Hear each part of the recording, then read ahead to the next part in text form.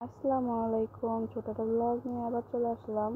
আজকে আম্মু এখানে বোম্বাই মরিচের চাটনি বানাবে। প্রথমে তেঁতুলের আচার, তেল, বোম্বাই মরিচ, ধনিয়া পাতা সব দিয়ে দিছে। আর এখানে আম্মু সুন্দর করে আমাকে আম দিতেছিল, সবাইকে দিতেছিল। এই আমটা খেতে কিন্তু অনেক মজা। একদিন আপনারা বাসায় ট্রাই করে দেখবেন যে কেমন খেতে হয়। আমাদের কাছে তো অনেক ভালো লাগে। এখানে আমটা আম্মু ফ্রিজে রেখে দিয়েছিল বরফ হওয়ার জন্য। যখন বরফ হয়ে গেছে এখন সবাইকে দুধ দিয়ে আম দিয়ে দিতেছে।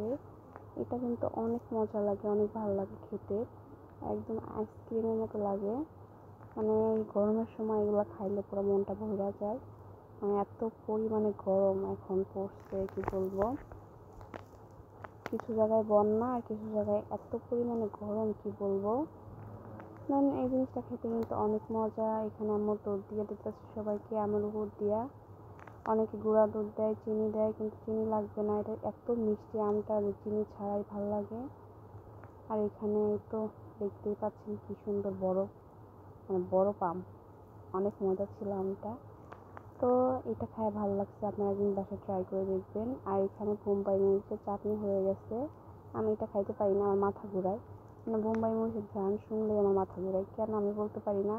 ঘ্রাণটা আমার ভালো লাগে না, কিন্তু বাসার লোক সবাই এটা পছন্দ করে, এই বোম্বাই মরিচের চাটনি।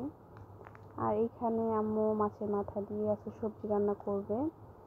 তো আজকের মতো এতটুকুই। আমাদের ভিডিওগুলো ভালো লাগলে লাইক করুন, শেয়ার দিয়ে পাশে থাকবেন। আল্লাহ হাফেজ।